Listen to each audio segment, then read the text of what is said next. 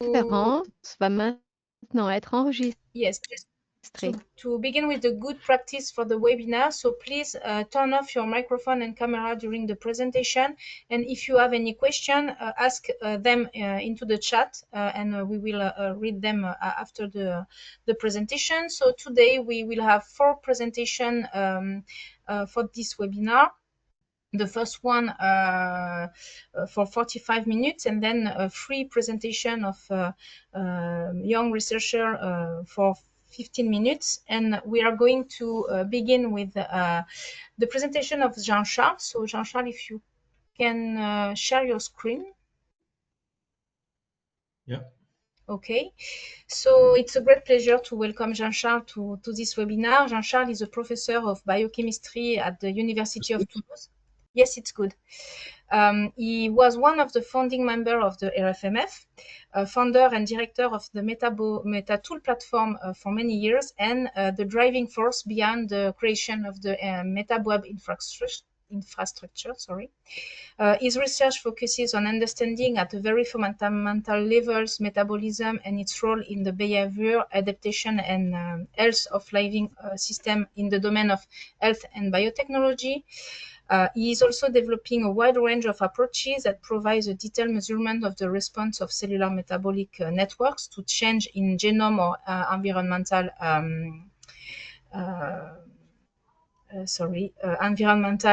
response. And today we are going to see with Jean-Charles the Fluxomics and the metabolism in action. So Jean-Charles, the floor is yours. Thank you very much. Do you hear me correctly? Yeah. Yeah. So thank you, Lindsay, for the kind introduction, and thank you for the RFMF for inviting me to show you some of our work here in Toulouse regarding Fluxomics and how this can get more comprehensive investigations of metabolism, especially using T13 Fluxomics. So today I will just spend just a few minutes to introduce the basic concepts and methods in Fluxomics, because I've more or less decided to focus this presentation more on the metabolic knowledge that we can derive from the application of Fluxomics. So what I've called here metabolic lessons from T13 Fluxomics, and at the end a couple of prospects in the field. So to start with, a few words about the basic concepts and the methods in Fluxomics. And the first question is, why measuring fluxes? You have to remind that metabolism is not just a collection of metabolites, but it's also a network of biochemical reactions that are tightly interconnected one to each other. And the behavior of the system is depending on 2 types of properties: the properties of the individual components of the system, meaning both the metabolites, the enzymes, the coenzymes, and so on, but also collective properties which are inferred from the network organization itself. And a very clear illustration is if you are dealing with the central metabolism of the bacterium E. coli, which is a bit more than 100 reactions, you can calculate that you can obtain more than 40,000 stable metabolic processes through such a simple network. So this tells you that the organization brings more than the simple components. This is what we call metabolic systems biology at the moment, which is focusing on analyzing the whole system and the whole metabolic network, and not only specific reactions or pathways. And this is raising basic questions. So can we analyze the operation of metabolism at this level of complexity? And this is where metabolomics and fluxomics are coming into the game. How and to which extent the functioning of the system relates to a structure. So in some way it's structure-function relationships that we are looking at. Can we extract a general or design principle of functioning of metabolic networks? Are there system-level mechanism of regulation adaptation that maintain the consistency of the whole network? And can we use this knowledge to predict a number of things in the fields of biotechnology, of health, and drug targeting? what kind of information are bringing fluxes? They do not carry the same information as metabolites. And to illustrate that, I will make an analogy with a bank account. When you are looking to a bank account, you are looking to the balance, which is the final number at the bottom of the balance. And as you see here, you have two different bank accounts, and they have different balances. The first one looks better than the other one. But this balance does not tell you what you've done with your money. And maybe the first one, he keeps a lot of money on his bank account because there is not so much entering. So the income is not big. While the other one, he doesn't care because there is a lot of money entering into the account, and he has not to maintain a huge level of money. And of course, what comes in also comes out. And what you can do with a little money is buying old cars and not going to the restaurant every day. But of course, if you have a lot of money, you can buy big cars, have a big house, and go to the restaurant almost every day. And this means that fluxes are bringing the information regarding what you've done of the resources that you have. And for sure, this is impacting quite a lot the phenotype and the behavior of the systems. So basically, the levels, which are the levels of the metabolite pool, they represent the current state of the system, while the fluxes, they represent the dynamics of the system. And that's what we're interested in, because metabolism is a highly dynamic process. How to measure fluxes? So basically, the experiment is quite simple and designed very long time ago. It's based on labeling experiments, so mainly carbon-13 labeling, but other types of isotopes can be considered as well, like nitrogen-15 or deuterium. Then sampling of the metabolites, and then the analysis of the labeling pattern of the metabolites that you can achieve by either NMR and MS. NMR is good in giving access to the position of the molecules that receive the label. Meanwhile, MS is excellent to provide the number of label atoms that are incorporated into the molecules. And the two techniques are complementary one to each other for sure. From this, there are basically two applications. The first one is the identification of active pathway. So this is basically isotope tracing studies, which allow from the labeling pattern of the metabolites to determine which pathways are active or are not active in a particular system that you're looking at. And to derive fluxes, then you need in silico approaches and mathematical models to convert the labeling information into flux values. And to give a very brief explanation of how it works. So let's see this very simple network. Do you see my pointer? Yes, we can see it. Okay. So on the left, you see the simple network where you have two parallel pathways converting one substrate into one product. You cannot resolve this system by knowing the input and output fluxes, just because there are two options, and the fluxes that do not give you which pathway is active or not. And with labeling, let's say we have a molecule with 3 carbon atoms, one is labeled, and if there is a specific isotopic signature of each of the two pathways, let's say in that case, the left pathway is removing the carbon that is labeled, so there is no label left into the product, and the right pathway is keeping the label into the molecule, so you can discriminate by the end the two pathways from the two forms of labeling patterns into the molecules. And if you know which, the fraction of the labeled form here and of the unlabeled for sure, you can measure that 70% is going through the right pathway and only 30% is going through the left pathway. So it's all about isotopic signature that are characteristics of one particular pathway to derive the contribution of the different pathways to the metabolism. And on top of the stoichiometric reactions, we can add isotopic reactions, which are using to solve the complexity of the equations here in this system. It's a bit more complicated from practical aspects because due to measurement error, let's say here, you see if you measure this flux and that flux, you don't have exactly the same value.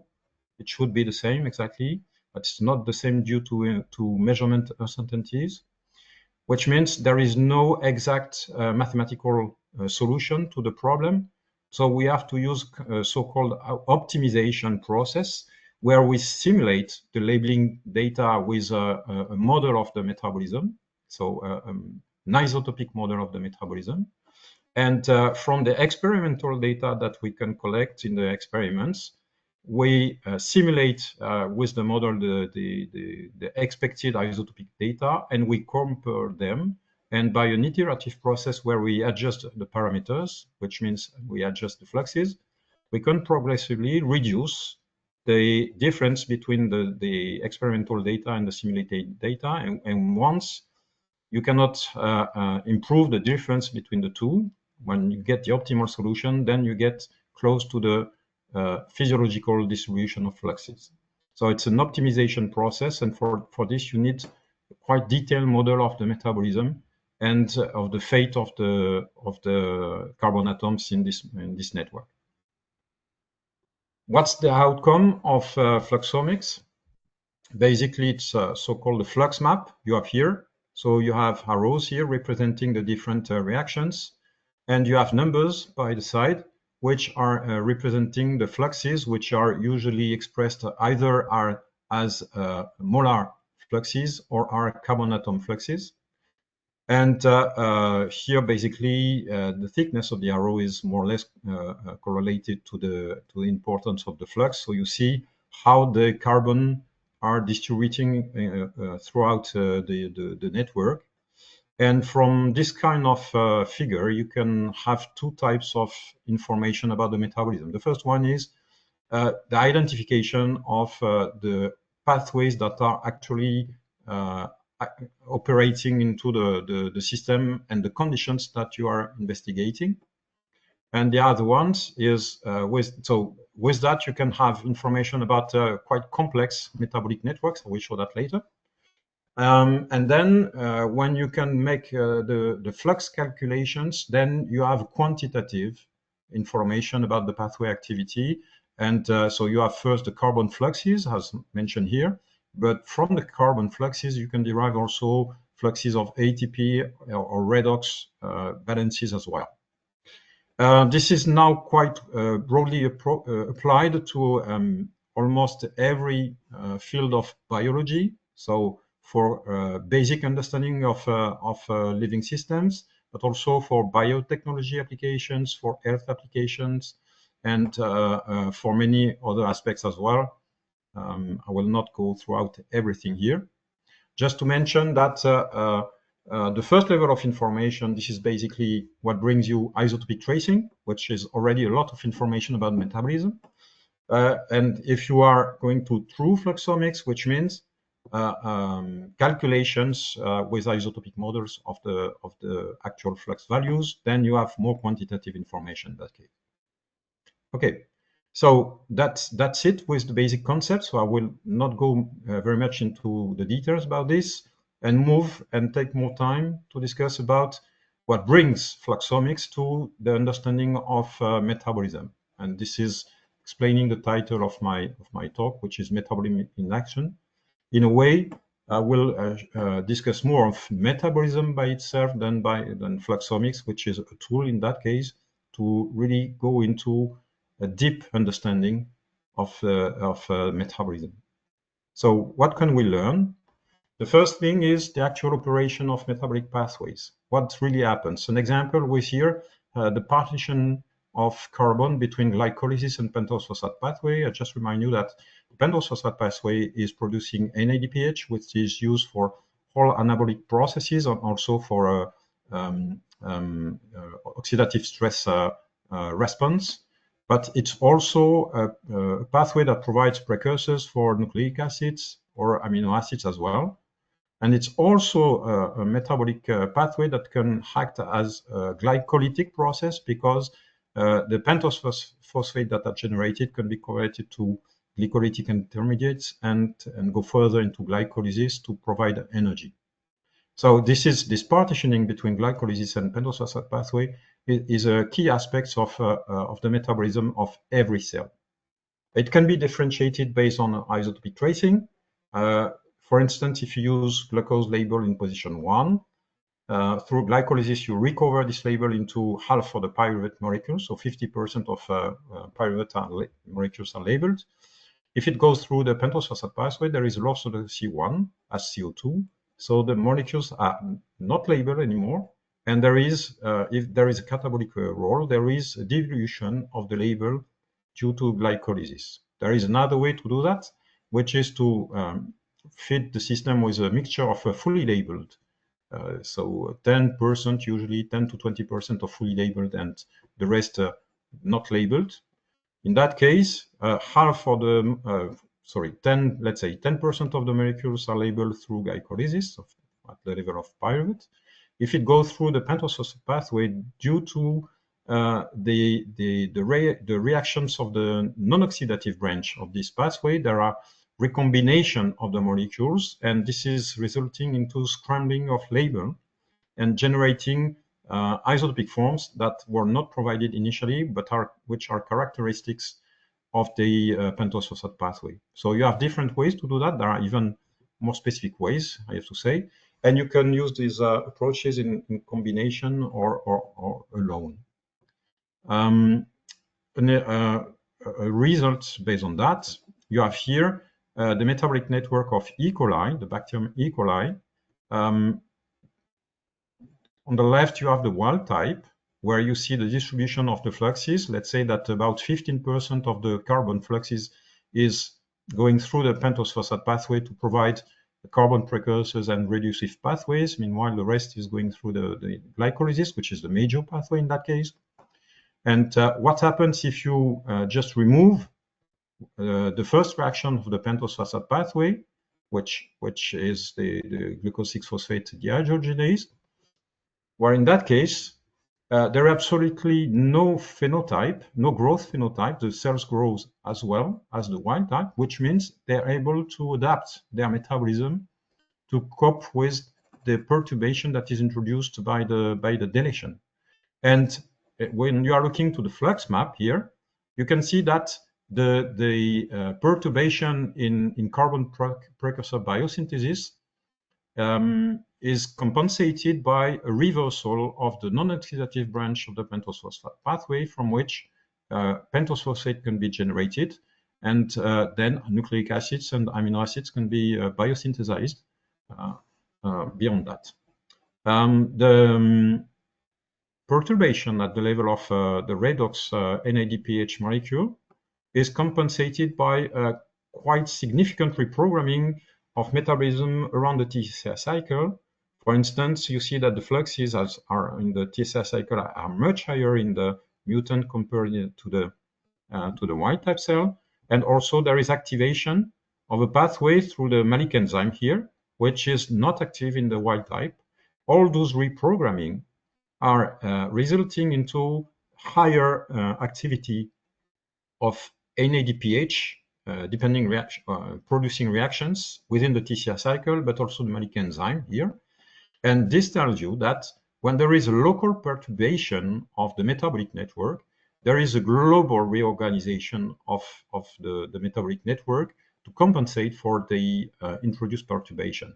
This is called reprogramming in some of the fields of investigation. But it tells you that there is a global plasticity of the metabolic network by redistribution of the carbon fluxes to fulfill the requirements of the cell. We can go a bit further into understanding metabolism, which is what happens if we modulate now one particular enzyme, and this is still the first enzyme of the pentose phosphate pathway. In E. coli, we have promoters that have different strengths, and with all this library of different promoters, you can generate strains which have different levels of enzyme activity. So you can modulate the activity of this one single enzyme here and measure by Fluxomics the impact on the entire metabolism. Here you have the impact on the glycolysis, EMP pathway, and on the PP pathway. And here you have a scale which is relative to the wild type. The wild type is at 1. Everything is scaled according to the wild type, to the G6PDH activity in the wild type. And if we increase up to 10 times the activity of the enzyme, there is absolutely no change in the flux through the different pathways. So increasing 10 times the activity does not change anything into the metabolism, which means there is something compensating the increase in the enzyme activity to maintain the flux is constant. But when you decrease now here, when you decrease the activity of the enzyme, you see that there is progressively a decrease into the fluxes through the pentose phosphate pathway, which is quite consistent. But the thing is that even with a small residual activity, there is a significant flux still on the pentose phosphate pathway. For instance, if we decrease the activity to only 2% of residual activity, you still maintain 25% of the flux through the pentose phosphate pathway. So this tells you, first, that there is no relationship between the enzyme activity and the flux carried out by the reaction catalyzed by the enzyme. This is because, again, you do not, the cells are able to compensate this perturbation to fulfill their requirements, which are not changing in the different cases. Yeah. Another illustration of that, E. coli is not living in a lab, it's living in the gut, especially in the colon. And if you compare the metabolism in the lab, which is mainly studied on glucose, so it's quite classical through glycolysis, which is the main route. But in the colon, there is no glucose. The main substrate for the cells is gluconate, and the metabolism of gluconate is very significantly different from that of glucose. The major route is the so-called Entner-Dudroff pathway, which is an alternative glycolytic process, and it means that what we observe in a lab does not necessarily represent what's observed in the physiological conditions for the cells. So another interest of isotopic stressing studies is the identification of novel pathways. This can be resulting from the discovery of novel enzymes. This is the case in that work, where an enzyme which was not to be a crotonyl-CoA reductase had a second activity, which was discovered much later, as carboxylase, resulting in a conversion of crotonyl-CoA into ethyl-malonyl-CoA. And the role of this enzyme and the metabolic pathway in which it could be involved has been studied. And there are many processes that have been suggested, many pathways that could be, which could be involved into, this enzyme could be potentially involved in different types of pathway, including these very complex metabolic pathways with many CoA intermediates, very complex mechanism. And by using isotopic studies, we could not only demonstrate that this one process to the right here with the so-called ethyl-malonyl-CoA pathway, EMCP, was operating in these cells. These cells are Methylobacterium extorquens. They are members of methylotrophic bacteria. Methylotrophic bacteria means bacteria able to use methanol as the sole carbon and energy source. And we could not only just demonstrate this pathway into these organisms, but also with the same approach, demonstrate that this process was embedded in a series of different cycles, resulting in a very complex topology of the metabolism in these cells, for which we could later on also calculate fluxes. I will show that later in this talk. So this is an illustration that you can not only identify novel pathways, but also investigate how these pathways are connected to other pathways to generate complex metabolic networks. You can also discover novel pathway without discovering novel enzymes, but by observing novel combinations of enzymes. This is an example still with E. coli, where the dogma was that there was just the canonical TCR cycle in E. coli.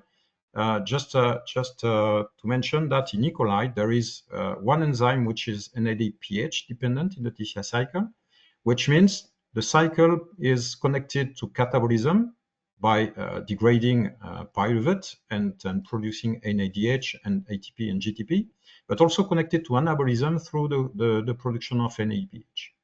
It's been discovered that there were alternative TCR cycle in E. coli in specific conditions. For instance, when there is very small amount of glucose available, in that case, there is kind of a modified TCR cycle in which the glyoxylate pathway, which is considered to be an anabolic process, is involved in a catabolic process in which phosphoenol pyruvate is converted to acetyl-CoA and converted back to malate and back again to PEP. So this is a cycle. And when you look to the balance of this one cycle, you just realize that two PEPs are converted to one PEP. So there is one which is recycled plus 3 CO2, which means there is one PEP which is fully oxidized. And this is releasing just NADH and ATP and no longer NADPH. So this is a particular TCR cycle that operates when cells are in kind of a low energy state, and they need to focus the oxidative metabolism to generate NADH and ATP to fulfill their energetic requirements.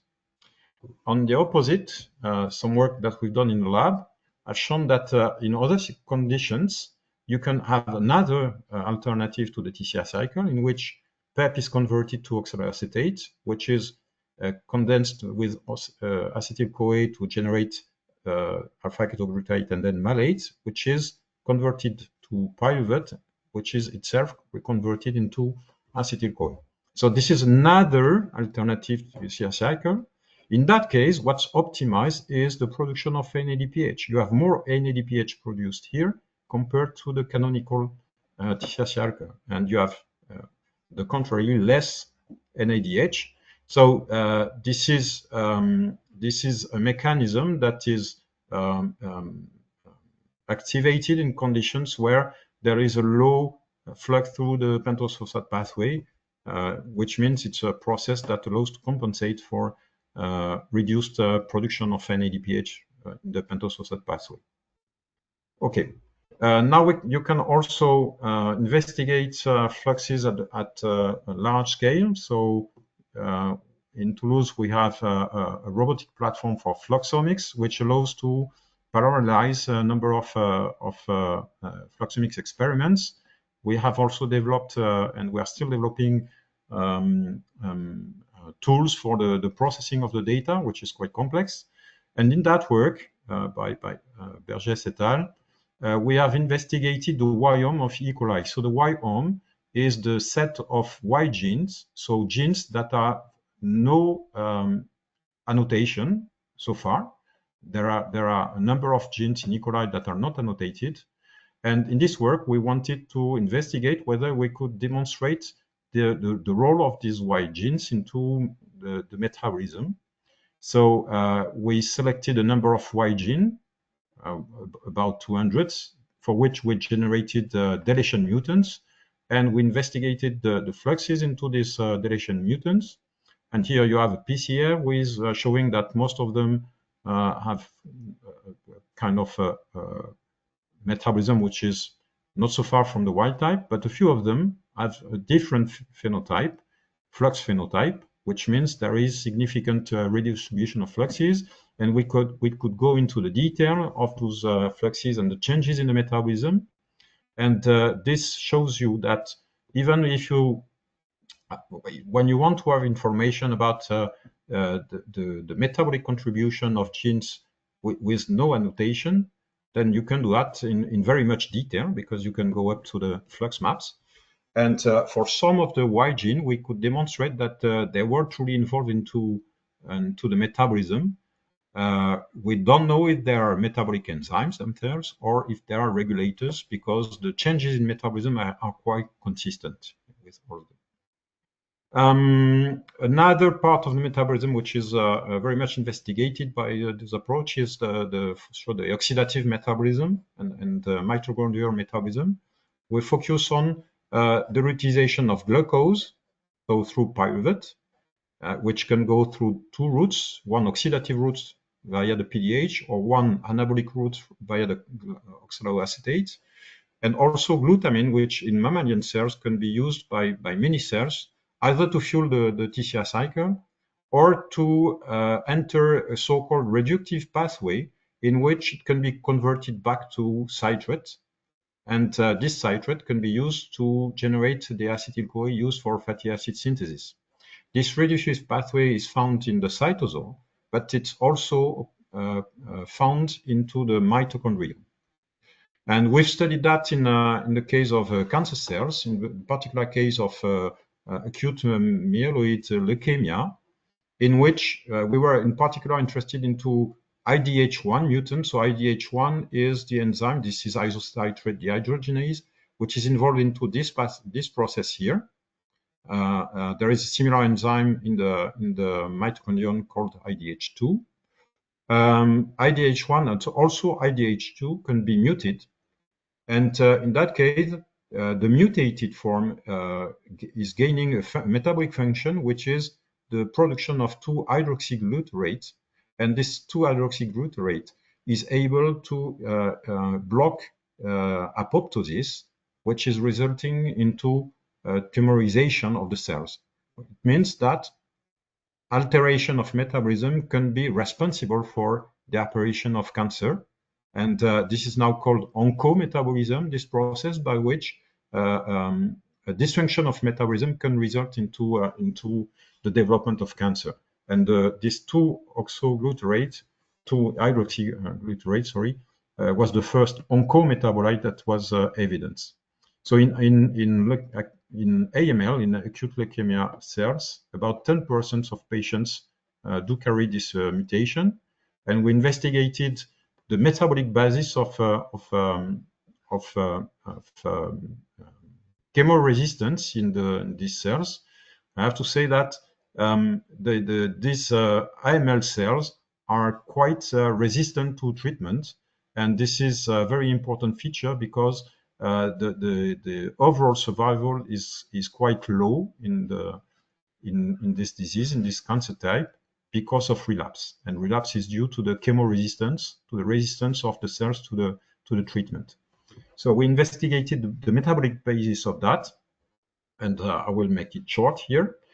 We investigated glucose and glutamine metabolism in the cells, and we could observe that both metabolites are strongly fueling the TCR cycle in the cells, and each of them was doing that by different routes. So glucose either by the oxidative route, but also by the anabolic route, and glutamine both by the oxidative route also and by the reducive, which is the highest in that case. And so that this was derived from the contribution of the different isotopologues here. Just to mention, to explain you just a bit, via the reducive pathway here in yellow, you have the 5 carbon atoms of glutamines can be found into citrate. Meanwhile, if it goes through the oxidative pathway, there is a loss of 1 carbon here into the cycle, and then the citrate, which is regenerated by this process, has only 4 carbon atoms. So the ratio between M5 and M4 tells you about the operation of the different pathways, and it results in M3 in the case of alpha-ketoglutarate. So here you can see that M5, the reducive pathway, is the major route for glutamine utilization in these cells. We could also demonstrate that not only it was going through the reductive pathway, but it was also contributing significantly to fatty acid synthesis. So which is a process that is very important in cancer cells, because cancer cells are growing very, very fast, and they need a lot of fatty acids to generate the membrane. So this is this process is in favor of the development of the cancer. And finally, what we could demonstrate is that those cells, they have the capability to use many sources to fuel the TCR cycle, to fuel the oxidative metabolism, and not only to use different types of compounds, but to use them via different routes. And this means that they have a highly flexible oxidative metabolism, which is a strong basis for chemo resistance, because drugs are targeting those pathways. But of course, if you delete or if you block one pathways, the cells can switch to the utilization of other metabolites, other nutrients to fuel the TCR cycle. So here, the chemo resistance is partly explained. It's not only this, but it's in great part explained by the capability of those cells to adapt efficiently to perturbation in their oxidative metabolism. And this has led to suggesting novel therapeutic strategies, and in particular to the use of combined therapies with 2 or 3 drugs in parallel. And so this is under trial at the moment. Intriguing metabolism, intriguing organism, which was investigated as well, is Trypanosoma brucei, which is a parasite responsible for the sickness disease. And this organism has a particular organelle, unusual one, which is called the glycosome, because it contains most enzymes of glycolysis. So this is specific to this family of parasites. And the metabolism of this parasite, we are studying it with a collaboration for a long time. We've kind of define more or less its topology. It's quite complex, but today we just focus on one thing, which is the reversibility of reactions. Indeed, the phosphofructokinase, which is the key enzyme of the glycolysis, in all textbooks, it's mentioned to be non-reversible, so just going into the direction from fructose 6-phosphate to fructose 1,6-biphosphate. But in this organism, we could demonstrate that this reaction could go in the opposite direction, so in the direction of gluconeogenesis. So this was demonstrated by combining mutants deleted for the different enzymes that could be involved into gluconeogenesis, and looking at the labeling state of the metabolites. And for instance, you have here the reaction in the gluconeogenic directions, where the substrate of reactions, fructose biphosphate, is fully labeled in orange here. But as long as you inhibit the PFK, then you can see that you have much less labeling into the product of the reaction, meaning that the PFK is strongly involved into the conversion of FBP into F6P. So it's a demonstration that this reaction can operate in the reverse direction compared to glycolysis. And I have to mention that reversibility is not a matter of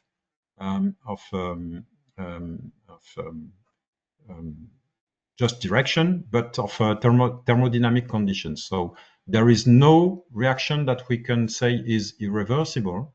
You just have to find out the conditions in which this reaction can be made reversible. And it's likely that this one compartment, unusual compartment, the glycosome, generates in conditions in which this enzyme can operate into the gluconeogenic direction. And so that's the role of subcellular compartment to create particular conditions, enabling here the reversibility of the PFK. And last comment, do not believe too much on test book, just rely on your data to investigate metabolism. So now I move to more information that Fluxomics can provide regarding metabolic regulation.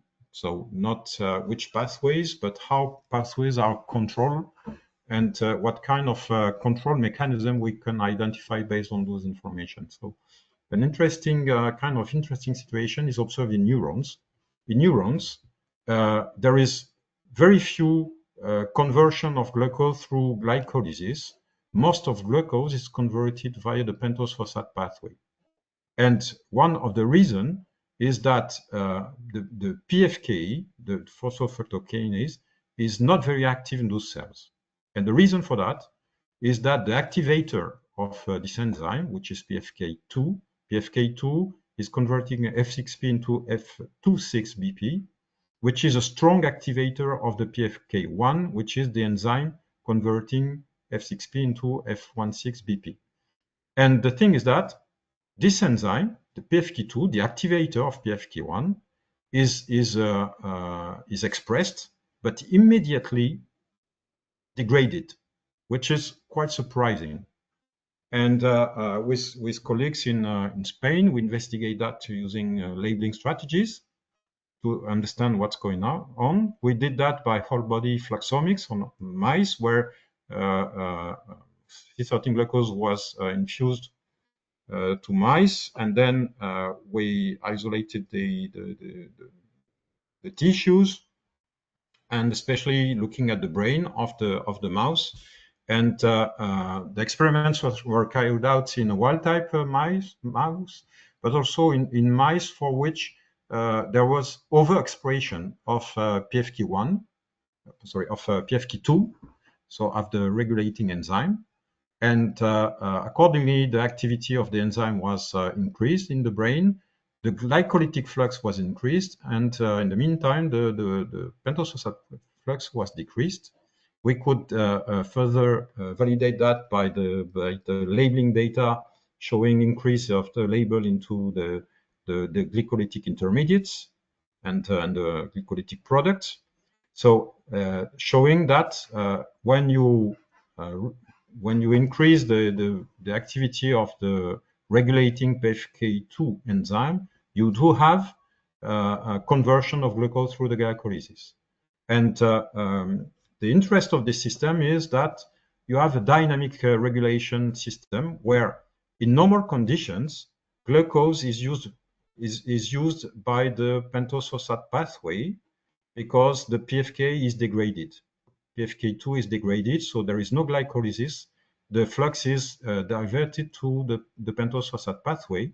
And the benefit for the neurons is that they produce a huge amount of NADPH, which is used to detoxify for redox species, which are detrimental for the neuron activity. And in some cases, the cells need to fuel the glycolysis to get energy out of it. In that case, the PFK is no longer degraded, and immediately the flux can be switched to from pentose phosphate pathway to glycolysis. And our colleague in Spain, they've shown that this system is very important for cognitive performance of the animals, but also for their metabolic fitness. So it means that there is a huge, a very close link between the regulation, the particular type of metabolic regulation in the neurons, and the brain activity, not only in terms of physical activity, but also in terms of cognition. Okay, how much time do I have still? 5 minutes? Yes, 5 minutes. 5 minutes. Okay, so maybe this I can switch. Yeah. This is another illustration of regulation mechanism and the benefit of Fluxomics. with colleagues in Montpellier, we've studied the p53 tumor suppressor pathway. This is a complex regulation system with multiple partners, which is controlling many aspects of cell physiology, including apoptosis, and this is why they're called tumor suppressor. It's because they control apoptosis and then decrease the potential for developing cancers. And this system can be acting either as a complex, but each component of the system can also be a regulator of cellular processes. And we were investigating whether they could be regulators of metabolic processes, which we finally demonstrated. I show here one of this component, E4F1. We could show by still labeling strategy that it's a regulator of pyruvate dehydrogenase. It's an activator of pyruvate dehydrogenase, something which is very important because we know that in cancer cells, there is a tendency to have reduced PDH activity. It means that this one system is kind of protecting the metabolism of the cells. Is protecting the cells for not being cancerous.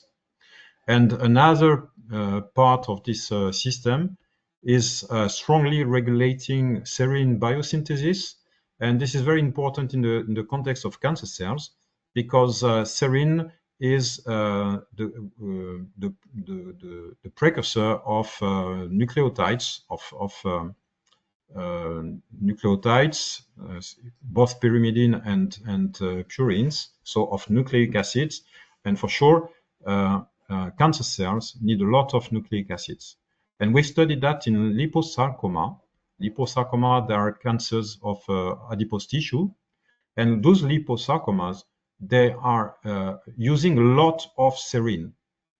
And the component MDM2 is clearly, because it's controlling the serine biosynthesis pathway, is favoring the development of cancers in that case. And this is why it could be a potential target. And this we demonstrated that it was a valuable target for liposarcomas. What we could see is that by targeting this component of the system, we could reduce nucleotide synthesis and reduce down the development of the cancer in mice, and this has been patented afterwards.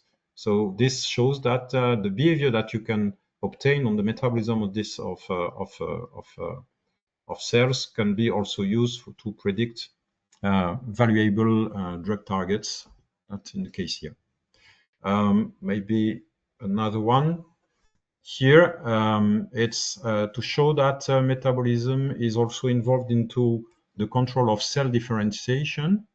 This is a recent work we've done with colleagues in the US regarding the differentiation of lymphocytes into the so-called Treg. Treg had a specialized subset of lymphocytes which are involved into autoimmune, the protection against autoimmune diseases and inflammation, but it's also involved in cancer to suppress anti-tumor immunity, which means when cancers are developing, Treg are kind of potential targets because they favor the development of the tumor. And what we could observe, still by the same method, is that when you provide alpha-ketoglutarate to the cells, there is a reprogramming of the metabolism by which alpha-ketoglutarate is used via the reducive pathway to produce lipids, and also by the oxidative pathway to fuel the TCR cycle. And this was demonstrated by labeling data that you can see here. And the output of that, the conclusion of that, is that alpha-ketoglutarate, so a metabolite, can favor the differentiation of the Treg cells by inducing a significant remodeling of metabolism at the level of oxidative metabolism, but also at the level of the fatty acid. And the result of that is that it's favoring the differentiation of the cells into the Treg phenotype rather than in the native phenotype. So this shows you that there is a strong link between metabolism and cell differentiation, as there is a strong link between metabolism and almost every cellular process. Okay, this I will not say anything, just teasing that you will see also how we can get information about the role of metabolic cycles in the control of systemic metabolism. And this I skip.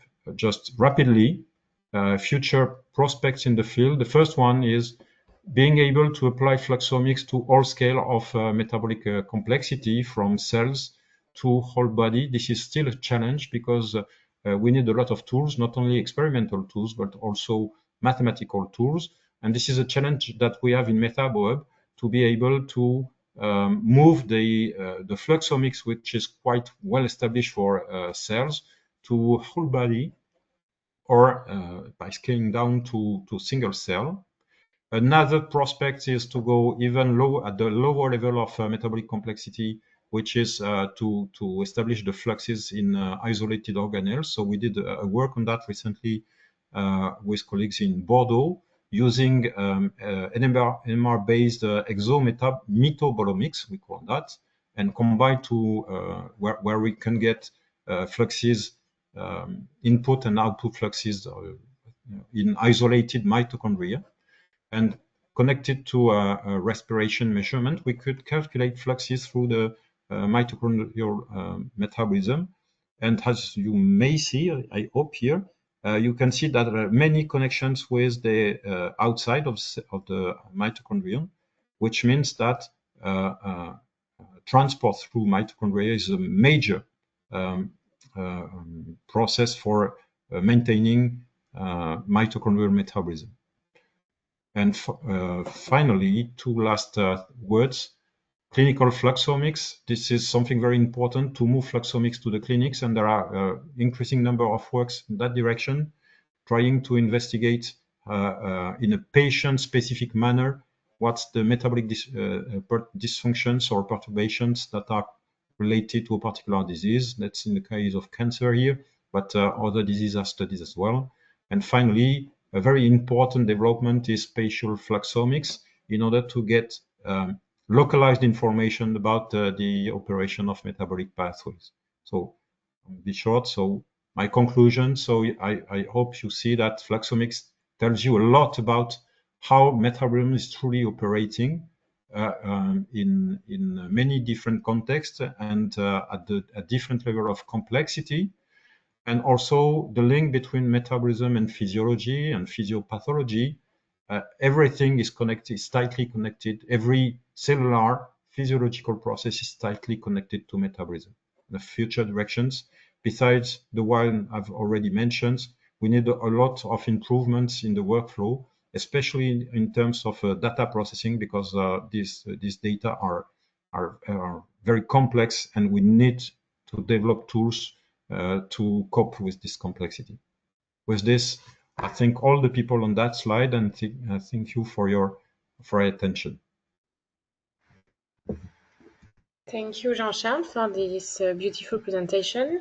Have you any question? I have asked one in the chat. Maybe other person can write while I'm speaking. So how do you manage the multi-compartmentation in consortia, for example, for flux calculation? You talk about the prospects for that.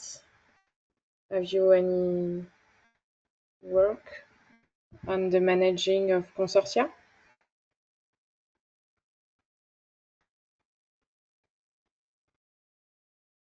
Hello, Jean-Charles.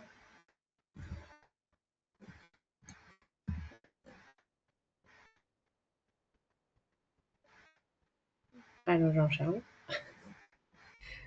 Sorry. Have you heard my question? So no. No. You talk about the consortia and the multi-compartmentation. How do you prospect to manage that for flux calculation?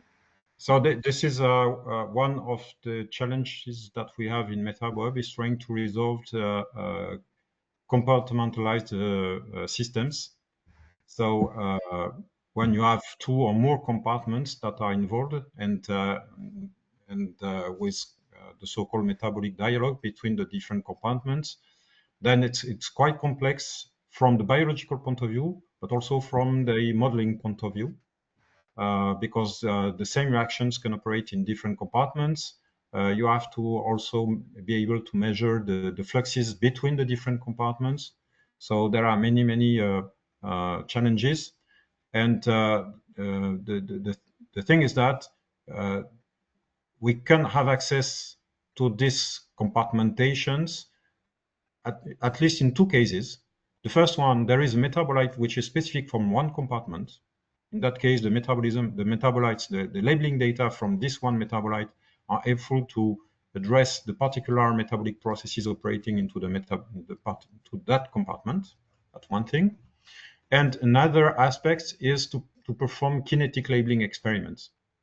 In kinetic labeling experiments, when you have two compartments and an exchange between the two, if the rate of exchange is different from the rates of the biochemical reactions, in that case, the labeling of one compartment will be totally different from the labeling rate in the other compartment.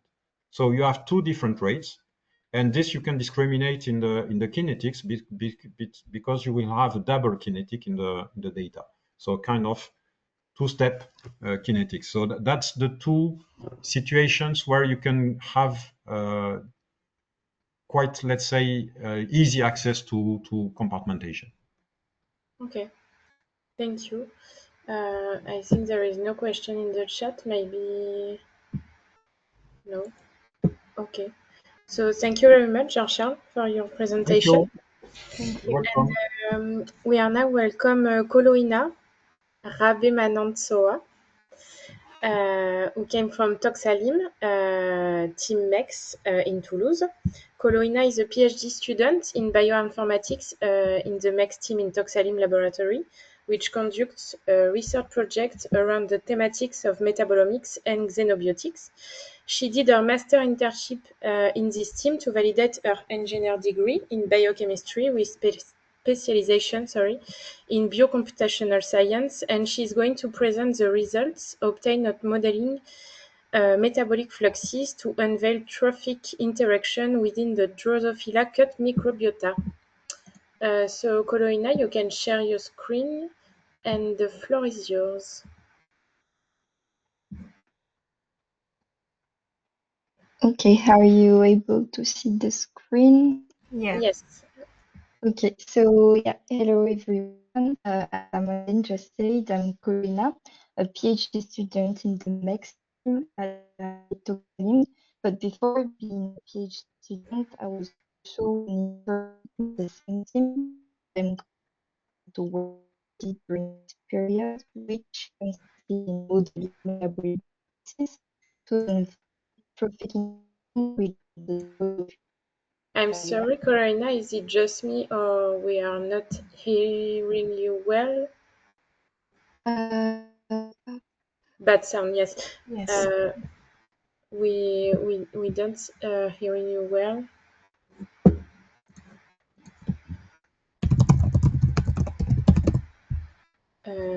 Maybe you can take off your cask.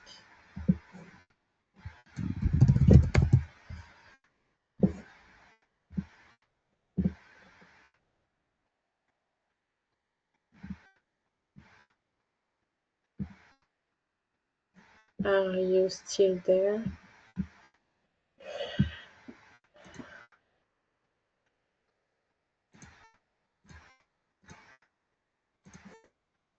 Are you here, Koloina?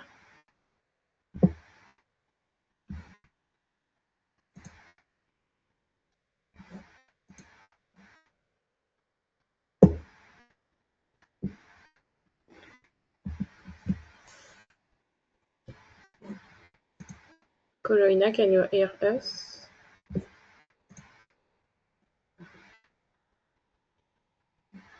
Koloina is gone. Maybe she's connecting again.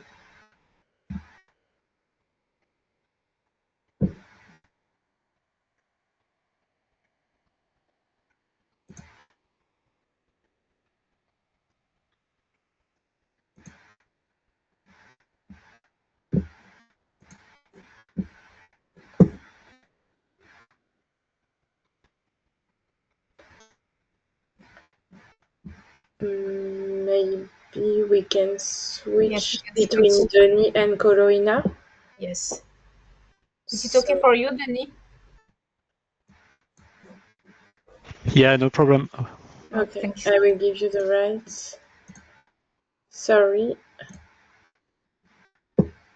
Okay. So I will introduce you and I will back to Koloina. So thank you, Denis, for presenting us your work. So Denis is a young INRAE researcher at Toulouse Biotechnology Institute in the MetaSys team. After a PhD in microbiology at Paris-Saclay University and a postdoctoral fellow at Colorado State University, he joined INRAE in 2017 in the MetaSys team in 2019 to study bacterial microcompartments and their biotechnological applications using E. coli, and to do so, he has implemented a multidisciplinary approach encompassing macrobiology, synthetic biology, fluxomic, microscopy, and biochemistry. So, Denis, the floor is yours. Thank you, Amandine. I hope that you can hear me well. So today I'm going to talk about a multidisciplinary project, meaning that there is some isotopic labeling in there, but not only. My title is BMC, the tiny wonder of E. coli. So I'm going to present you a molecule which is called ethanolamine that you see on the screen right now. You can see that it contains both carbon, nitrogen atom. And the reason why I'm interested in this molecule is because it's present in your gut environment, where it comes from diet and also from the turnover of epithelial cells. And there are many bacteria that utilize this molecule as a substrate for growth. So it has been documented over the last few years, particularly some enterobacteria, some pathogens like Salmonella and Klebsiella. So bacteria in the gut feast for ethanolamine. And what do we know about ethanolamine metabolism? There has been, over the last 2 decades, a bunch of genetic studies on the topic, which allow to identify the genomic region that is responsible for ethanolamine utilization, which is called the UT1 locus in Enterobacteriaceae, and which you see on the screen right now. So at the center of this genomic locus, there is a 17-gene operon, which is called the UT operon. And most studies have focused on studying the individual function of genes in this operon. For example, the genes in blue encode for enzymes that have been expressed, purified, and tested in vitro. And what we know is that you have little metabolic networks that can take ethanolamine as a starting substrate, then convert it into a mixture of ammonium and acetaldehyde through a vitamin B12 dependent reaction. And I should mention here that acetaldehyde is a very problematic intermediate for the cells because it's very toxic. Fortunately, there are other enzymes in there that can either reduce or oxidize acetaldehyde to produce acetyl-CoA and ethanol. Now, for a long time, we had no clue what the function of the yellow genes was in this operon until the year 2000, where it was discovered that this belongs to the so-called bacterial microcompartment family. So we are talking about structural proteins that can self-assemble to form disc-shaped oligomers, then oligomers tile to form first flat sheets that bend into space in the end to create a closed polyhedron, which is called the BMC shell. So the BMC shell separates the outside, which would be bacteria cytoplasm in this case, from the inside, where you would have some enzymes encapsulated. So based on this previous knowledge, we think that the UT1 locus codes for microcompartments that allow ethanolamine metabolism. And we think that one of the reasons why we need compartments for that is the presence of the very toxic acetaldehyde intermediate, which in this case can be sequestered and converted inside of the bacterium microcompartment with limited effect on cellular metabolism. However, there are many unknown questions which we have tried to address for the last few years. So how do the UT BMCs assemble and function? How does ethanolamine feeds into central metabolism of the bacteria? And how does ethanolamine contribute to fitness in the gut environment? So our studies are carried here in TBI using Escherichia coli, E. coli, which is a classical enterobacterium. It often serves as a model. And I should say that this locus encoding for BMCs, UT1, is present in all of the E. coli strains. However, unfortunately, most of the models that were traditionally used in laboratories, including MG1615, for example, or BL21, have an active UT1 loci for different reasons. In one case, you have some prophage DNA that got inserted in there. In the other case, you got a problem with the regulation of the operand. So we had to look for a strain where the locus was intact and functional. This is why we chose to work E. coli K3110, which is also a classical laboratory strain that has been used a lot in Asia over the last 50 years. So the first thing we tried to do is to prove that the UT1 locus is required for EA utilization. And to do that, we used a genetic study. So here is W3110 wild type, where the entire locus is intact. And through genome editing, we were able to remove the 17 genes operand. Next, what we do is culturing in controlled condition with minimal media. For example, a medium where glycerol is the carbon source and ammonium the nitrogen source. In that case, you see that the wild type strain grows well. Please note we have an exponential, a logarithmic scale. Now, what happens in a medium where glycerol is the carbon source and ethanolamine is the nitrogen source? So to be able to grow in this condition, a strain must be able to catabolize ethanolamine. And we can see that the wild type strain grows pretty well here, suggesting functional ethanolamine metabolism.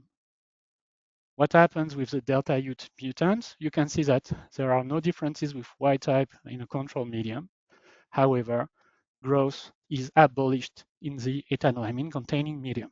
So this shows you that there is a link between the UT1 locus and EA utilization in E. coli. We have also done complementation studies to confirm that. Next, we were interested in visualizing these subcellular structures, and to do that, we used fluorescence microscopy. The principle is the following. We expressed a fusion between one of the enzymes we think is encapsulated, which is called UTC, and a fluorescence reporter, GFP. So the idea is that when BMCs are produced in cellula, if our fusion is produced simultaneously, it should be encapsulated therein, and we should observe distinct foci within the bacteria. So I'm going to show you some images of epifluorescence microscopy. Here, the bacteria were immobilized on an agar pad. So you can see there are two individual bacteria on this window. And we took some pictures of the green fluorescence every 5 seconds for 1 minute. And what you may be able to see here is that we clearly have an heterogeneous profile of fluorescence within the cells with some small bright puncta that move around cytosol. So we think that these are the bacterial microcompartments. To go one step further, what we did is trying to look at these BMCs into the cells. And to do that, we use cryomicroscopy. So through a partnership with METI at CBI here in Toulouse. And what I'm showing you here is a electron cryotomography of our wild type strain. Perhaps on the left windows, you cannot see very well, but we kind of see some shapes which are polyhedral, roughly 100 nanometer in diameter. And we think these are the BMCs. To see better, we use what we call the segmentation. So we tilted the sample under the objective, and we were able to create some 3D reconstruction of cytosolic content. And here you can see on the right window, these blue shapes, which are roughly polyhedral in shapes, are our BMCs. So they are well formed. If you are still not convinced, this is another view in a cell that partly exploded during the freezing process. And you can see that the membranes are disrupted, yet we can still see these polyhedral structures, which are the BMCs. So BMCs are well formed in our bacteria, but are they functional? To answer this question, we use Fluxomics approaches, again with a Y-type strain. So we grow it in a medium containing glycerol as a carbon source and ethanolamine as a nitrogen source. First of all, upper window, you can see that the strain grows well in these conditions.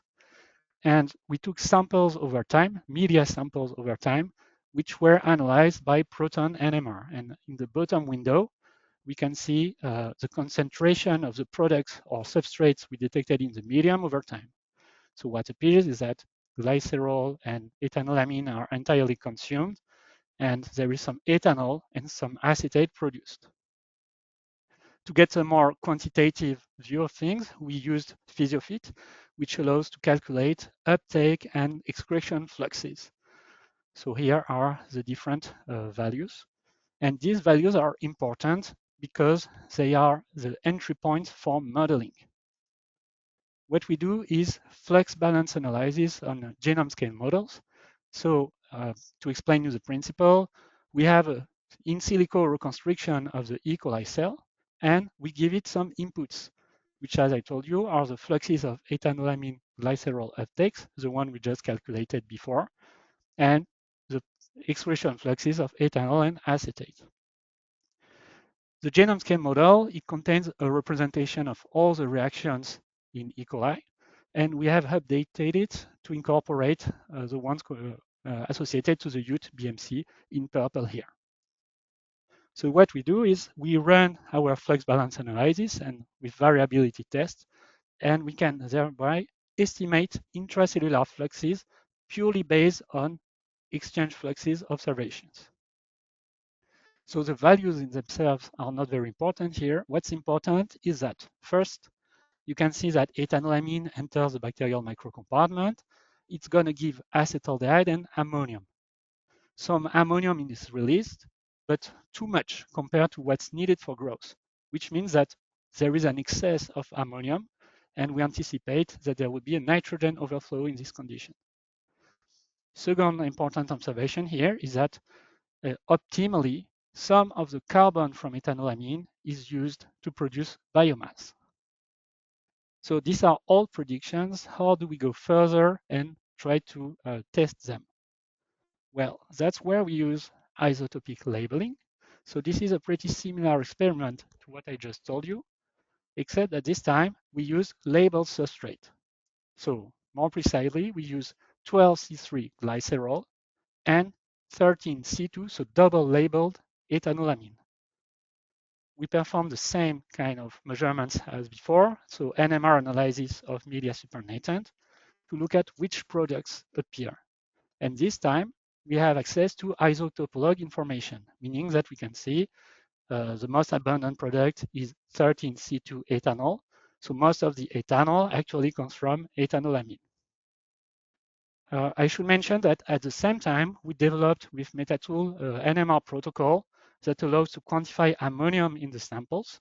And we were able to show that, as predicted, there is an ammonium overflow in these conditions. So what do we do with this isotopolog data?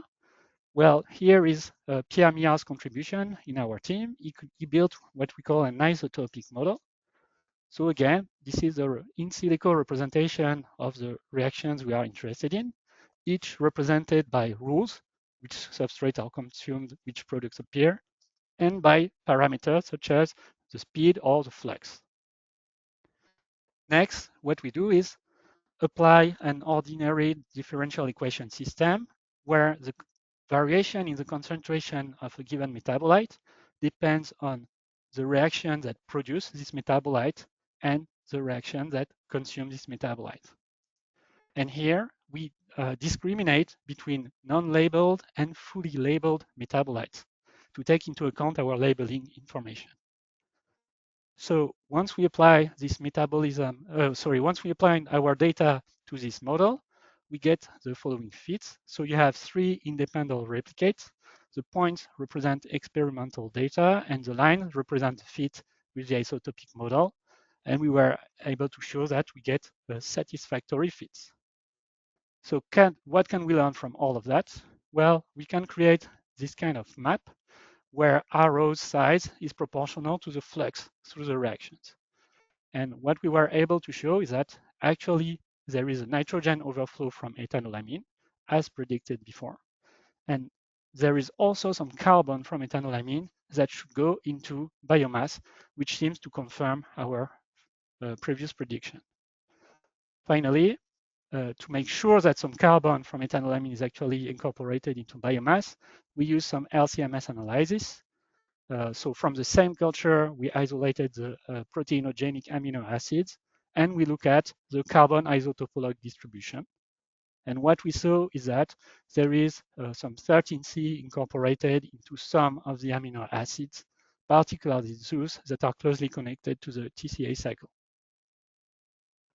So take-home message, I hope I convinced you that E. coli is more complicated than you may have thought, particularly because it produces well-formed and functional subcellular compartments.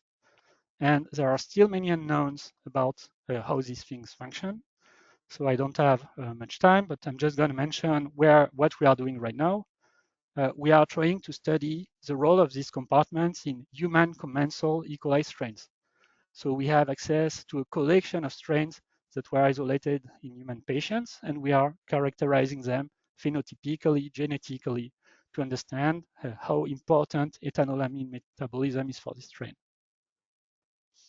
So the questions we are trying to address is, why can only certain strains use ethanolamine as their sole carbon nitrogen source? And how do the strains compete when there is ethanolamine in the medium? So with that, I'm gonna acknowledge all the people that were implied in this project, including the funding agencies, and I'm open for questions if you have any. Thank you.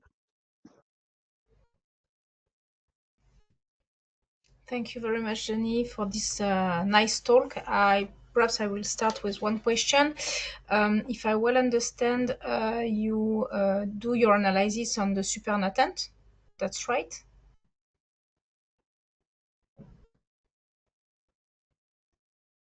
Yeah, that's correct for Okay. Yes, the medium composition. Yeah. Yes, and do you think it can be manageable to directly analyze the cells with the BMC directly with NMR? Do you try that?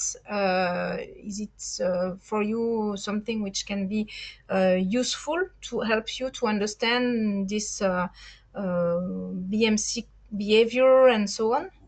It would be very useful if we could do these kind of experiments, like more or less in real life. Yes. Okay. But we haven't tried it so far. Usually we have a big day of sampling, and we decorrelate sampling from analysis. So we tend to freeze the supernatant. Yes. Okay. So I just keep that in mind. Yeah. Is there any other question?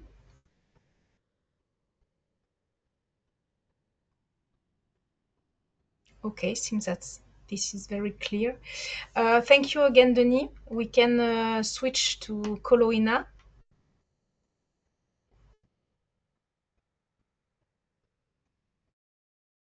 Okay. We can see your screen.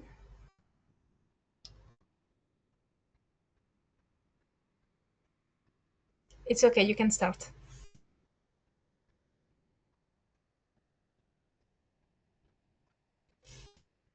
I can't hear Koloina. Yes, I just see if it's the mute. Oh no. Okay. Koloina, we can't hear you again.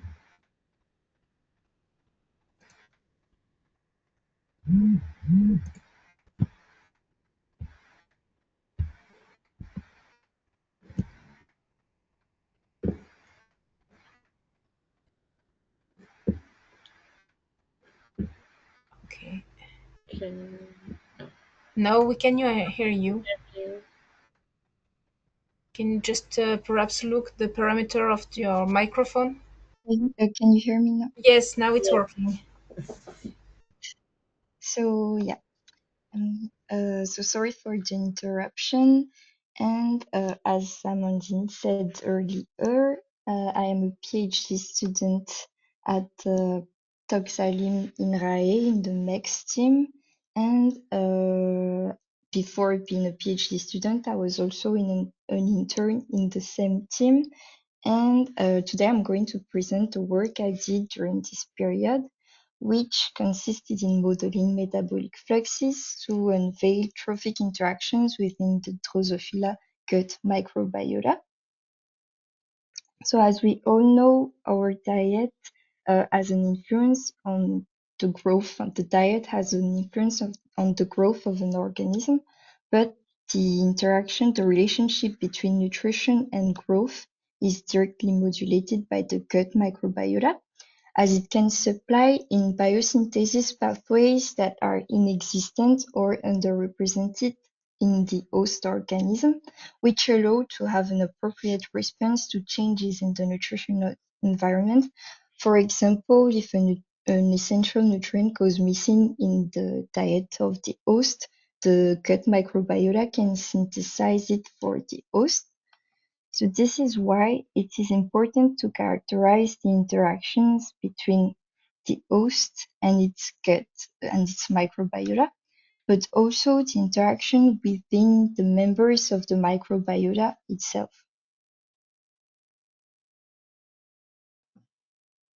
So for the INRAE project MicroMetabo, the chosen host organism is the Drosophila melanogaster larvae, which is a well-known model organism.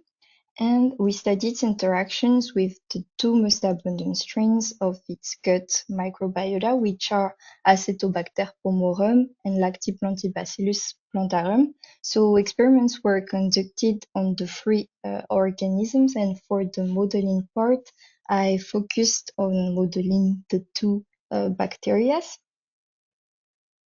And for the modeling part, what I needed is what we call metabolic network reconstructions.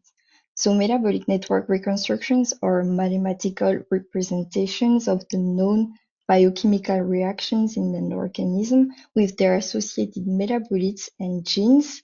What we do basically is that we take the annotated genome and we try to identify the reactions that are associated to the genes. For example, if we have the gene encoding for the glucokinase enzyme, we assume that the reaction converting glucose into glucose 6-phosphate is present in the metabolic network of the organism. So with all these identified reactions, we end up with the model of the metabolic network of the organism. And in my case, I used models of metabolic networks that were available in the literature. And with these metabolic network reconstructions, what I do is what we call flux analysis. So we can see the metabolic networks as a map of different pathways and different metabolic routes connecting the metabolites to each other. And doing flux analysis, it's like using a GPS to try to find the most optimal paths in this metabolic network for a given objective, which in the case of a bacteria corresponds generally to the maximization of their growth.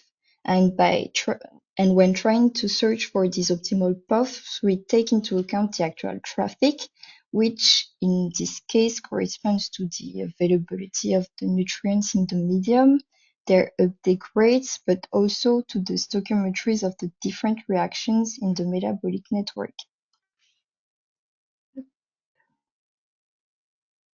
With flux analysis, the first thing I tried to do was to try to evaluate the essentiality of the nutrients in the diet of the larvae for each bacteria.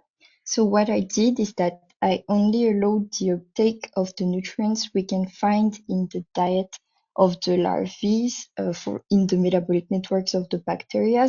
So the diets correspond to the HC medium, which is a chemically defined diet for larval growth. And I performed several simulations and in each simulation, I removed one nutrient from the medium to try to see if growth was still possible even with the absence of this nutrient. And the results showed that, so I could very quickly see with the simulation that Apomorum could theoretically grow no matter which amino acid or vitamin was removed from the medium. Well, for L. plantarum, it was shown that it could not grow without isoleucine, leucine, valine, cysteine, biotin, and pantothenate, and these results mostly coincides with what was already been observed experimentally.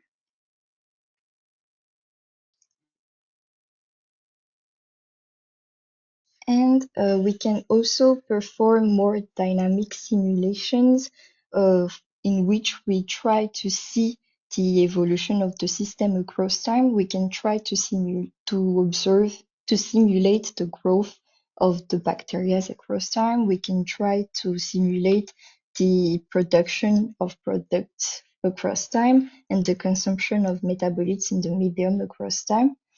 And with the dynamic simulation, we can really try to investigate what happens inside the metabolic network. For example, here I did a simulation of L. plantarum growth with a very limited amount of arginine. And as we can see on the first graph, when arginine is still available in the medium, it is consumed for the growth of the bacteria. And the moment arginine is totally consumed from the medium, we have two reactions here, which fluxes become positive, which means that the reactions become active the moment arginine is totally consumed. And these reactions are actually the reactions responsible for the synthesis of arginine, which can then still be used for growth. So we can see that dynamic simulations really help in investigating what can happen inside the bacteria across time. And the other thing I did was also to try to predict which metabolites can be produced by each bacteria, knowing which nutrients are available in the medium. So the simulation showed that when maximizing their growth, Apomorum should still be able to produce 8 out of the 10 essential amino acids for the Drosophila melanogaster larvae, but also 4 essential vitamins among other products. And for L. plantarum, the simulation shows that it did not produce any of the essential nutrients, but rather other products. So we can hypothesize that Apomorum might be the main provider of essential nutrients, essential amino acids, and essential vitamins for the melanogaster, but also for the other bacteria, L. plantarum. And we can also maybe hypothesize that the contribution of L. plantarum in the trophic interactions might come from its other products rather than the production of essential amino acids or vitamins. And these are actually hypotheses that has been explored and that are being explored in the MicroMetabo project. So what I tried to show is that with modeling metabolic fluxes, we can explore the metabolic capabilities of different organisms in the context of trophic interactions, and it allows us to formulate hypotheses on what can be produced and therefore possibly provided to the other members of the community. However, my work during this internship is a bit preliminary and can still be improved by firstly doing adjustments on the metabolic networks of the bacteria so they fit better to strains that are used experimentally. We will also recalibrate the simulations with the experimentally measured data that we now have. And the thing we would like to do is to create a community meta model instead of studying what each bacteria can provide to the others separately. We will try to really interconnect the two metabolic networks of both microorganisms together and try to simulate co-culture and observe nutrient exchanges between the two bacteria, but also with their hosts in different scenarios. So with all that, I would like to thank everyone that was involved in the project, and do not hesitate if you have any questions.